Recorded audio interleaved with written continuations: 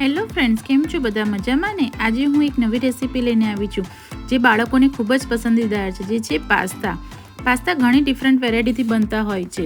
Red gravy pasta, white gravy pasta, cheesy pasta. But આજે હું એક નવી ટેકનિકથી પાસ્તા બનાવવાની છું જે બાળકોને ખૂબ જ પસંદ આવશે. તમે એકવાર આ જરૂરથી ટ્રાય કરી જોજો. ચલો તમે પાસ્તા બનાવવાના શરૂ કરીએ.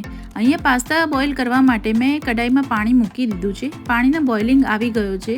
તો અહીંયા મેં 3 જણા માટે પાસ્તા 1 બાઉલ જેટલા લીધા છે. તમે તમારી રીતે ક્વોન્ટિટી એડજસ્ટ કરી શકો છો. તો પાસ્તા બોઇલ નાખી દીધા પછી 1 ટેબલસ્પૂન જેટલું ઓઇલ એડ કરીશું જેથી પાસ્તા ચીપકે નહીં. અને પાસ્તામાં 1 ટેબલસ્પૂન જેટલું સોલ્ટ એડ કરીશું.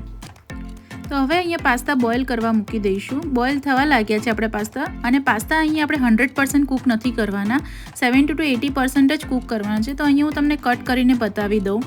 તો આપણે પાસ્તા ઇઝીલી કટ થઈ જાય છે, તમે જોઈ શકો છો. તો આ સ્ટેજ ઉપર આપણે પાસ્તાનો ગેસ બંધ કરી દઈશું અને પાસ્તાને એક સ્ટેનરમાં કાઢી લઈશું. અને એ પછી ઠંડુ પાણી એડ કરીશું જેથી એની કુકિંગ પ્રોસેસ બંધ થઈ જાય. હવે પાસ્તા બનાવવા માટે મસાલો આપણે બનાવી લઈએ. અહીંયા પાસ્તા બાળકોને ખૂબ જ પસંદ હોય છે. તમે ટિફિન બોક્સમાં બી બનાવવા માટે આ 10 જ મિનિટમાં રેડી થઈ જાય છે. તો તમે ટ્રાય કરી શકો છો.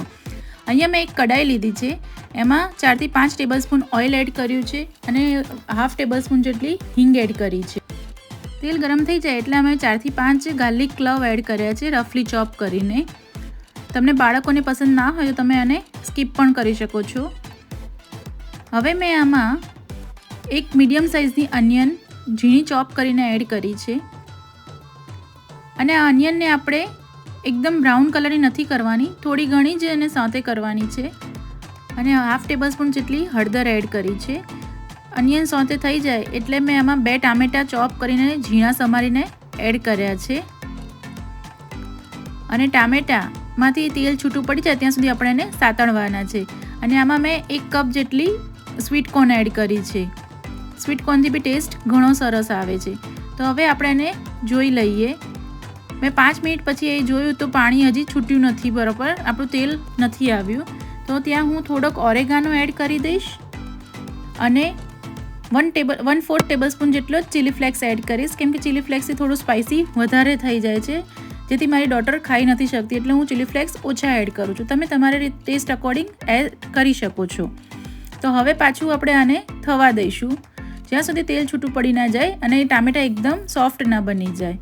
તો 5 મિનિટ ફરી પછી મેં જોયું તો ટામેટાનું પાણી જતું રહ્યું છે.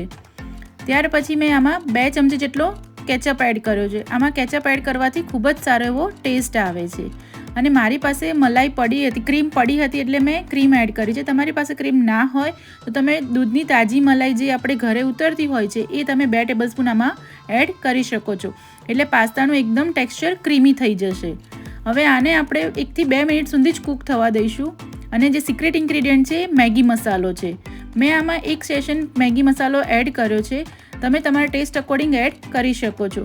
મેગી મસાલો એડ કરવાથી પાસ્તાનો ટેસ્ટ એટલો જ સરસ આવે છે કે બાળકો મનથી ખાશે.